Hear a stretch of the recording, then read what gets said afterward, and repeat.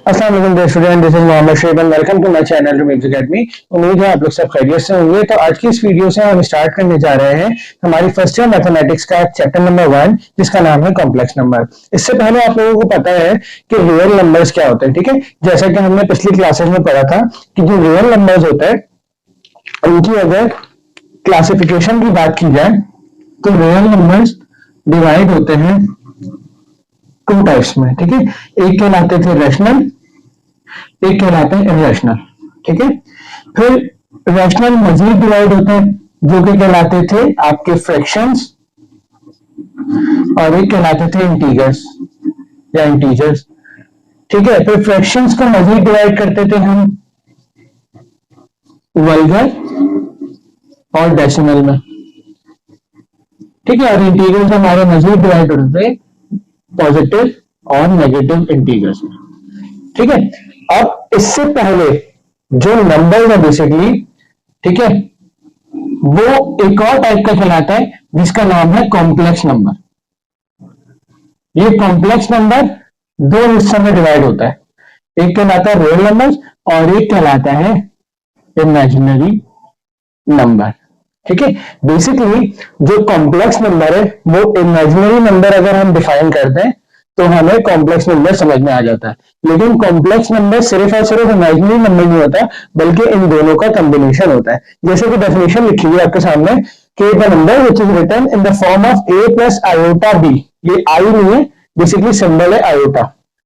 तो a plus iota b, where a and b are real numbers, यानी कि a और b जो है इसमें वो रियल नंबर है, जबकि आयोटा जो है वो एक इमेजिनरी नंबर है, ठीक है। इसको मजीद समझते हैं हम लोग।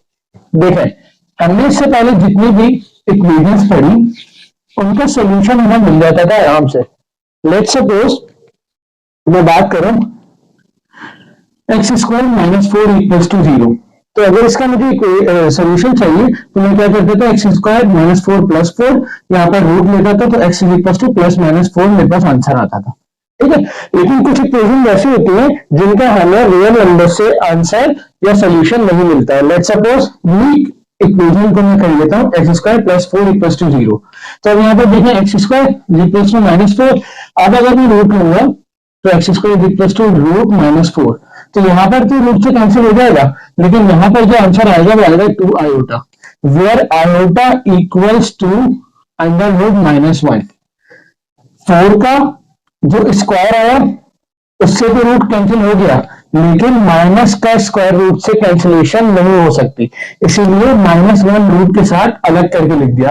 और ये -1 बेसिकली रूट -1 बेसिकली बराबर होता है आयोटा के, तो आयोटा बेसिकली बराबर होता है रूट -1 के, और यही रिप्रेजेंट कर रहा होता है हमारे इमेजिनरी नंबर को। और इसी से कोई भी नंबर जो कि कॉम्बिनेशन फॉर्म में लिखा होता है इस तरीके से, तो वो कहलाता है कॉम्प्लेक्स नंबर। समझ आ गई? तो आयोटा बेसिकली बराबर होता है रूट -1 के। अब जब हम इक्वेशन सॉल्व कर रहे होते हैं तो जो कॉम्प्लेक्स नंबर होता है इसको हम कैसे लिखते हैं, हम इसको लिखते हैं z की फॉर्म में, z equals to a plus iota b, ठीक है। a और b कोई भी रियल नंबर हो सकता है, जैसे फॉर एग्जांपल 3 प्लस 4 आयोटा, ठीक है। यहां पर जैसे 4 आ गया, अब प्लस 4 हो नहीं सकता, ठीक है, तो यहां पर हम -4 भी लिख सकते हैं, या इस बात को भी छोड़ते हैं +4 आयोटा, ठीक है। इस तरीके से भी रिप्रेजेंट करते हैं। या फिर a कॉमा b अगर लिखा हो तो भाई ये कॉम्प्लेक्स नंबर है, तो जरूरी नहीं है कि इसको हम आई जो है वो लगा के रिप्रेजेंट करें, इसको ऐसे भी रिप्रेजेंट किया जा सकता है अगर हम इसको कॉम्प्लेक्स नंबर कह देते हैं। ये आपका रियल पार्ट होगा और ये कहलाता है इमेजिनरी पार्ट, जिसको हम आगे अभी डिफाइन करेंगे कि जो कॉम्प्लेक्स नंबर होता है वो दो हिस्सों में डिवाइड होता है, जैसे कि ये लिखा हुआ एक पार्ट, दूसरा पार्ट ये, तो ये कहलाता है हमारा रियल पार्ट और ये कहलाता है इमेजिनरी पार्ट।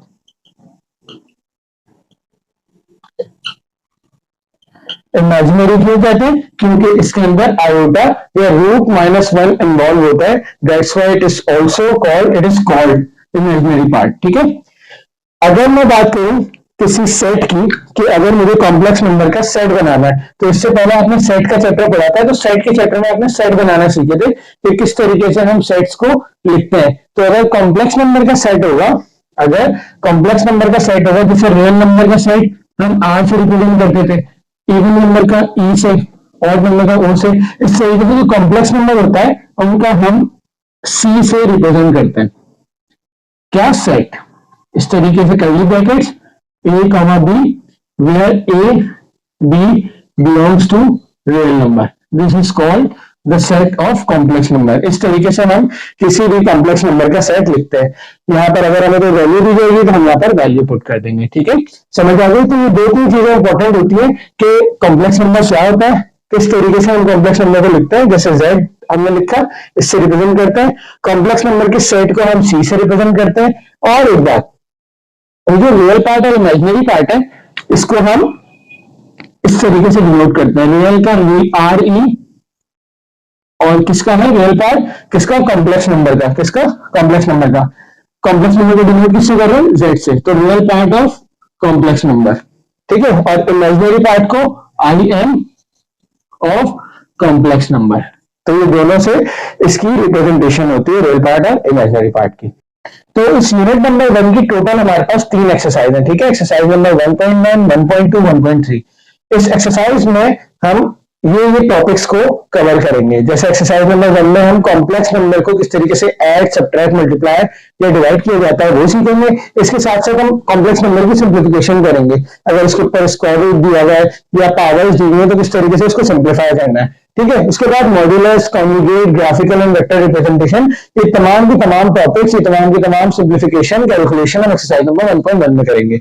अगर 1.2 की बात की जाए तो 1.2 के अंदर हम कॉम्प्लेक्स नंबर की प्रॉपर्टी सीखेंगे, जैसे हमने रियल नंबर्स की सीखी थी और दूसरी चीजों की हम सीखते हैं, जैसे एसोसिएटिव प्रॉपर्टी, डिस्ट्रीब्यूटिव प्रॉपर्टी। इस तरीके से हम कॉम्प्लेक्स नंबर की भी प्रॉपर्टीज को हम स्टडी करेंगे, जिसमें इनइक्वालिटीज वाली प्रॉपर्टी भी शामिल होंगी। इसके अलावा हमने एडिटिव एंड मल्टीप्लिकेटिव नंबर्स निकालना सीखना है कॉम्प्लेक्स नंबर का, और इसके अलावा हमने रियल और इमेजिनरी पार्ट को फाइंड करना सीखना है कि किस तरीके से हम फाइंड करते हैं, उसकी हमें सारे प्रोसीजर, स्टेप्स पता होने चाहिए। एक्सरसाइज नंबर 1.3 मोस्ट इंपोर्टेंट, जिसके अंदर एक सवाल आपका लाजमी आता है लॉन्ग में, जो कि है solving equations for the complex number, जिसके अंदर आपकी लीनियर इक्वेशंस भी होंगी और क्वाड्रेटिक इक्वेशंस भी होंगी। तो ये टोटल हमारे पास 8 से 10 टॉपिक्स हैं जो कि एक्सरसाइज नंबर या यूनिट नंबर 1 से रिलेटेड इंपॉर्टेंट है, ठीक है। इसमें आपके जो पेपर पॉइंट ऑफ व्यू से इंपॉर्टेंट है वो 1.3 मोस्ट इंपॉर्टेंट है। 1.1 और 1.2 ज्यादातर जो इसमें हो सकता है कि शॉर्ट आ जाए या फिर एमसीक्यूज बेस्ड इसमें आपसे पूछे जा सकते हैं। तो इंशाल्लाह नेक्स्ट वीडियो में हम अपनी एक्सरसाइज नंबर 1.1 स्टार्ट करेंगे। तब तक अपना बहुत सारा ख्याल रखिएगा। अल्लाह हाफिज।